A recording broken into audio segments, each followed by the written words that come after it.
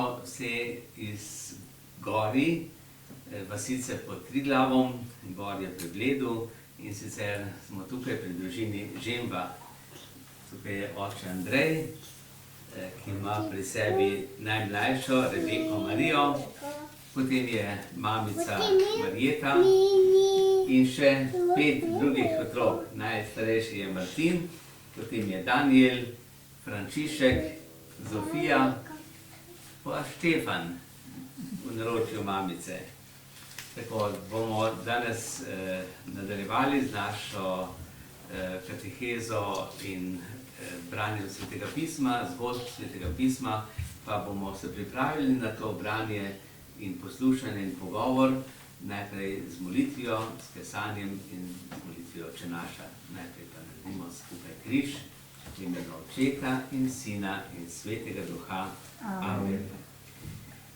Moj Bog, žal mi je, da sem grešil in žalil Tebe, ki si moj najboljši Oče. Trdno sklenem, da se bom poboljšal, pomagaj mi s svojo milostjo. Amen. Usmili se nas, vsemogočni Bog, odpusti nam naše grehe in nas privedi v večno življenje. Amen. Tako, zdaj smo zmolili kesanje, da bi prišla Božja beseda v nas, ne samo v ušesa, ampak tudi v srce. In zdaj bomo pozdravili še Boga, Očeta, z molitvijo, v kateri bomo tudi danes še malo razmislili. Oče naš. Oče naš, ki si v nebesih, posvečeno bodi Tvoje ime, pridi k nam Tvoje kraljestvo, zgodi se Tvoja volja, kako v nebesih, tako na zemlji. Daj nam danes naš vsakdanji kruh in odpusti nam naše dolge, kakor tudi mi odpuščamo svojim dolžnikom, in ne odpelji nas v skušnjavo, temveč reši nas hudega. Amen. Zdrava Marija, milosti polna, Gospod je s teboj, blagoslovljena si med ženami in blagoslovljen je sad tvojega telesa, Jezus. Sveta Marija, Mati Božja, prosi za nas grešnike, zdaj od naši smrtni uri. Amen. Slava Očetu in Sinu in Svetemu Duhu, kakor je bilo v začetku, tako zdaj in vselej in vekomaj. Amen. Jezus je svoje učence učil tudi moliti. Prisluhnimo zgodbi o tem, kako Jezus uči tudi moliti. Pogovarjati z Bogom. Pozno zvečer in zgodaj zjutraj, ko so učenci utrujeni spali, je odhajal Jezus v samoto, da bi molil. Zdelo se je, da molitev potrebuje bolj kot spanje. Nekega dne so ga prosili: Gospod, nauči nas moliti. Najprej morate vedeti, kako se ne sme moliti, jim je pojasnil Jezus. Ne posnemajte ljudi, ki jih vidite okrog sebe, kajti ti se samo pretvarjajo. Ne molijo zaradi Boga samega, ampak zaradi svojega ugleda pri drugih ljudeh. Poiščejo si prostor, kjer se zbirajo množice, se vstopijo ter glasno molijo dolge molitve, da bi napravili vtis na druge. Vi pa ne ravnajte tako. Poiščite si samoten kraj, kjer vas lahko vidi in sliši samo Bog. Ne mislite, da morajo biti vaše molitve dolge in polne, visoko donečih besed, da vas bo Bog hotel poslušati. Ne ponavljajte vedno istih besed, o katerih sploh ne veste, kaj pomenijo. Bog ve, kaj potrebujete, še preden ga prosite, vendar želi, da se z njim pogovarjate s preprostimi, odkritimi besedami. Takole molite. Recite: Oče naš, kajti Bog je neskončen in nedoumljivo svet, obenem pa je tudi vaš ljubeči in skrben Oče. Nato prosite: Posvečeno bodi Tvoje ime, pridi Tvoje kraljestvo, zgodi se Tvoja volja, kakor v nebesih, tako na zemlji. V vaših mislih in molitvah morata biti na prvem mestu Božje kraljestvo in njegova prisotnost v svetu. nato prosite za svoje potrebe. Daj nam danes naš vsakdanji kruh in odpusti nam naše dolge, kakor smo tudi mi odpustili svojim dolžnikom, in ne vpelji nas v skušnjavo, temveč reši nas hudega. Ne pozabite, da ne morete prositi Boga za odpuščanje, če sami niste prej odpustili svojim bližnjim. Samo kadar sta v vašem srcu ljubezen in odpuščanje, vas bo Bog uslišal in vam tudi odpustil. Predvsem pa ne prihajajte k Bogu polni dvomov, verjemite, da vas posluša, in zaupajte, da vaše molitve uslišuje z nedoumljivo modrostjo. Tako, slišali smo, da je Jezus učil tudi učence moliti in je najprej povedal, kako se ne sme moliti. A ste slišali kaj? Kako se ne sme moliti? V dolge molitve po obrazci, ko sploh ne veš, kaj pomenijo. Ja, da uporabljaš ene besede, ki torej, povzameš od nekoga drugega, kaj še? Da ne smeš ne sam za ugled moliti, ampak moraš poiskati samoten kraj. Ja, tako, ne, da ne zaradi tega, da bi te drugi hvalili, ali da bi se pred drugim kazal, kako si pobožen ali karkoli, ampak da se pogovarjaš res z Bogom. Zato pa rabiš samoto, rabiš tišino, da nisi nekje, da te drugi gledajo ali pa drugi motijo, ampak da si lepo, da se ti lahko posvetiš Bogu. Ja? No in Jezus je potem povedal tudi eno molitev, kako dal en model, kako naj bi molili. A se spomnite, katera je molitev? Oče naš, ja? Naučil je učence molitev Oče naš. In v tej molitvi je povedal vse tiste glavne stvari, o čem naj bi se z Bogom pogovarjali, kaj naj bi ga prosili oziroma kaj naj bi mu povedali in tudi kako naj Boga poslušamo, ne? Da tudi Bog nam kaj pove. No in znamo Oče naš, ja, ga molimo večkrat, ne? Ampak velikokrat ga molimo tako na hitro, ker znamo na pamet, pa ne mislimo, lahko rečemo včasih tudi, da kdo drdra, ene besede govori, pa ne misli na to, kaj izgovarja. No, zato pomislimo najprej, kako so te kratke prošnje oziroma ta molitev, kako je sestavljena. Najprej pravi Oče naš, ki si v nebesi. Torej, kdo je Oče? Kater Oče je to? Bog. Bog, to je Bog Oče, ki mu rečemo tudi Bog Oče, Bog stvarnik, stvarnik je ustvaril vse, nebesa in zemljo. Se pravi, ves svet, vse vesolje, pa ne samo to, kar vidimo materialno, ampak tudi duhovno. Kaj je pa duhovni svet? Nebesa. Nebesa, to so pa angeli, ki so v nebesi, duhovi, ki so tudi bitja, ki imajo razum, nimajo pa teles tako kot mi. Torej, Bog je ustvaril, ne vemo vse, kaj vse, to bomo šele morda spoznali takrat, ko bomo zapustili ta svet. Ampak Bog je v nebesih, torej nebesa pomeni ne samo en kraj nekje, ampak eno stanje. Bog je torej drugačen kot smo mi in zato tudi mi še ne poznamo vsega, kar je v nebesih. Ampak vemo, predstavljamo si, da je torej nebesih lepo, raj je druga beseda, ki nam je bližje kot nekaj lepega, vrt in tako naprej. No, in prva stvar je, Boga častimo, slavimo. Zato je molitev, slavilna molitev najprej in najpomembnejša. Torej, da Boga častimo. Zaradi tega, kar Bog je. Ja? Boga slavimo lahko z molitvijo, z besedami, lahko ga slavimo tudi s pesmijo, lahko pa slavimo Boga tudi z tem, kar delamo, kar ustvarjamo, umetniki z lepoto, ki jo predstavljajo. In človek s svojim življenjem, s svojimi dobrimi deli. Torej, slavimo Boga, Božje ime, mi poznamo Boga kot Očeta, Sina in Svetega Duha, Boga Očeta, ki se je razodel Mojzesu kot tisti, ki je, v Stari zavezi judovsko se reče Jahve, ampak mi poznamo Boga, kot nam ga je razodel Jezus, torej trojedinega Boga.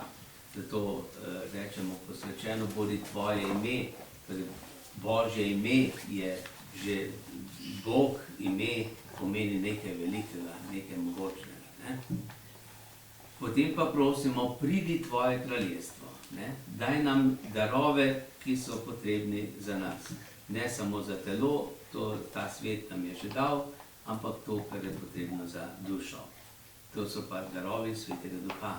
Zato rečemo, pridi k nam tvoje kraljestvo, pridi k nam ti Bog, Sveti Duh, s svojimi darovi.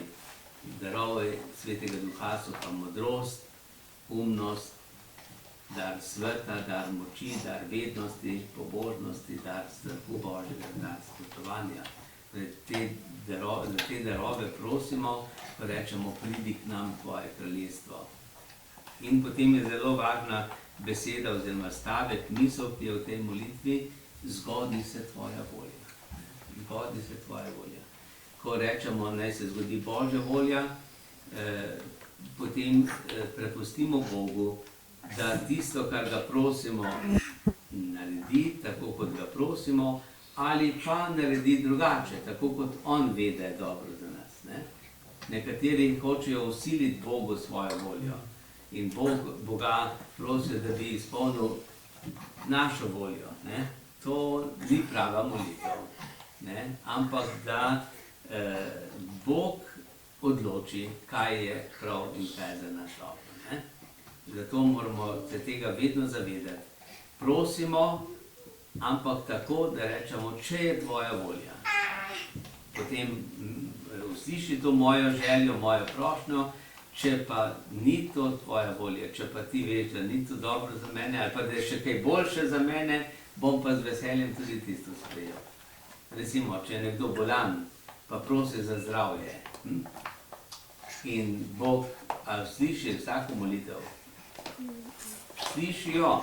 Zdaj, ali usliši tako, kot mi prosimo, to pa ni vedno. Ne? In zdaj, če nekdo reče, Bog me ni uslišal, ne bom več verjel v Boga. Ne bom več molil, ga ne bom več prosil, vse me tako ne posluša.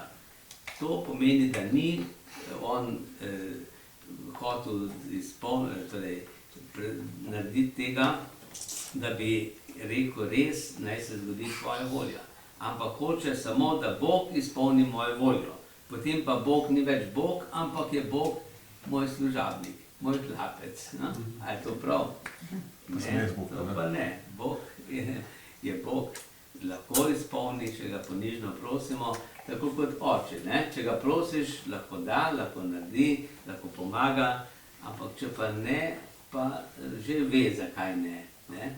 In rečeš, oče me ima tudi rad, tudi če mi tega ni dal, tudi če mi zdaj to ni ustreglo tako, kot sem ga prosil. Zato ta stavek je zelo pomemben, ne samo v tej molitvi, ampak pri vsaki molitvi moramo tako reči. Ne? Ko Boga prosimo, pri molitvah prošnje, vedno naj se zgodi tvoja volja.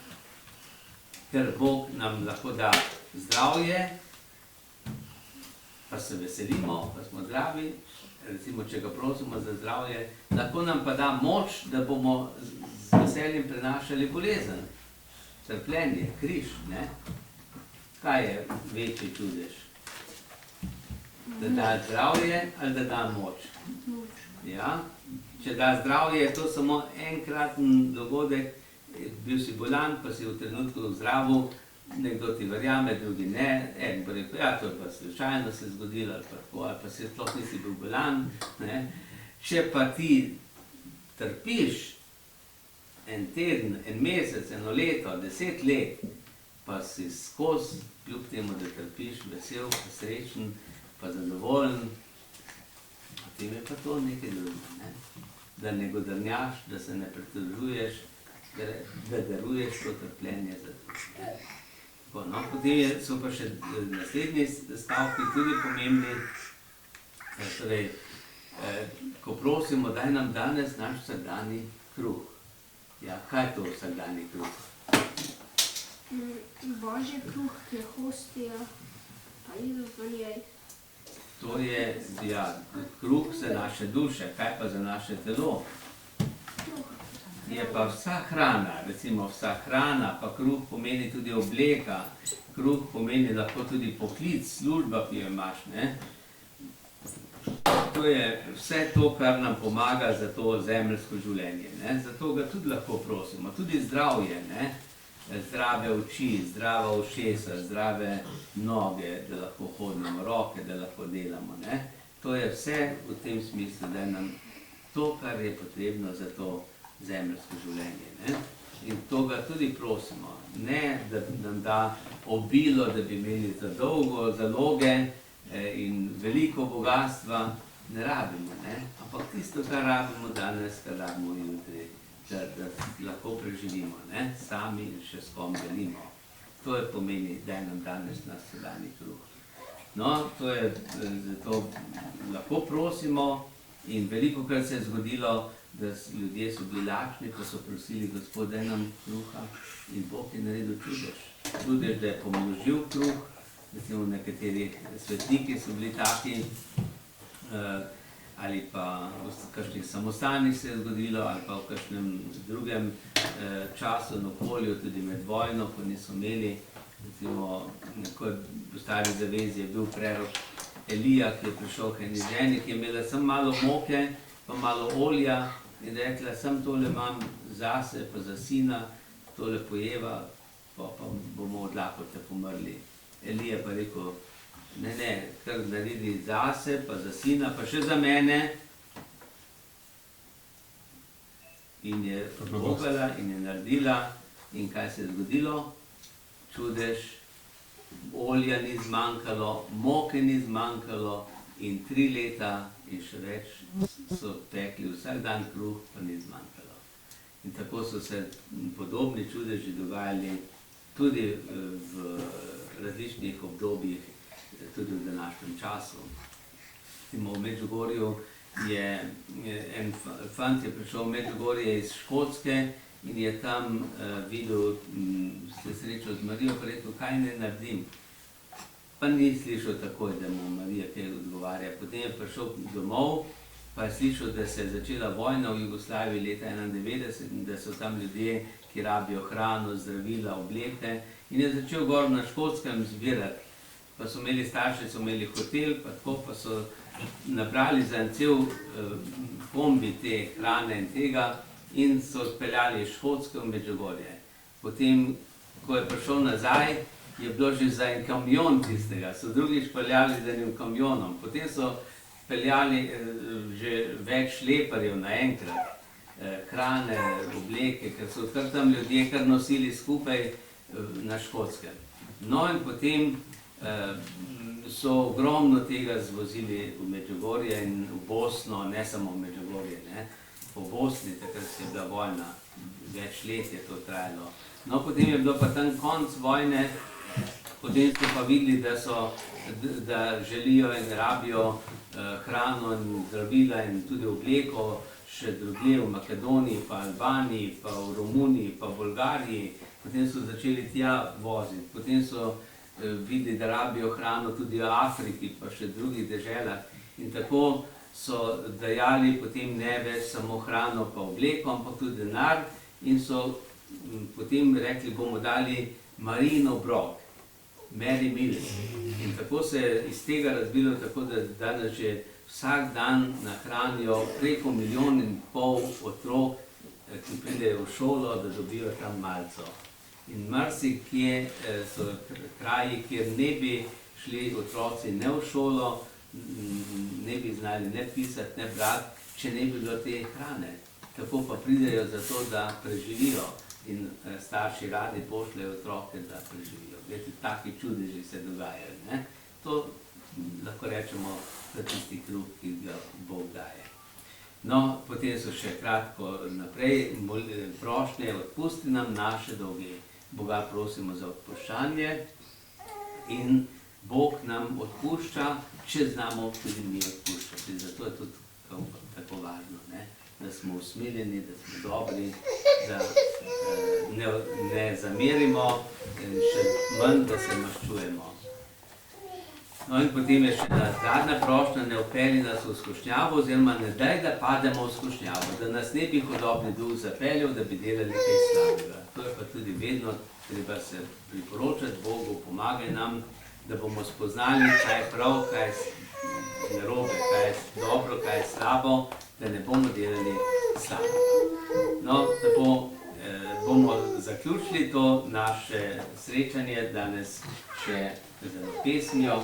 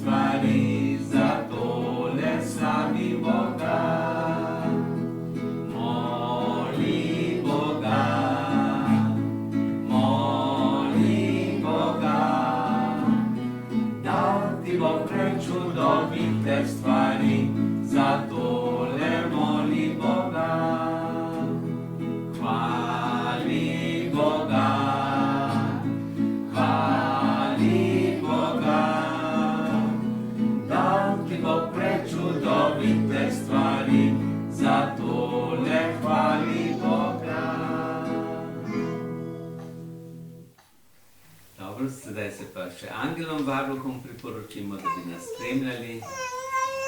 Sveti angel varuh moj, bodi vedno ti z menoj, stoj mi noč in dan na strani, vsega hudega me brani. Prav prisrčno prosim te, varuj me in vodi me. Amen. Gospod z vami in s tvojim duhom. Blagoslov vsemogočnega Boga, Očeta, Sina in Svetega Duha, naj pride nad vas, naj vedno med vami ostane. Amen.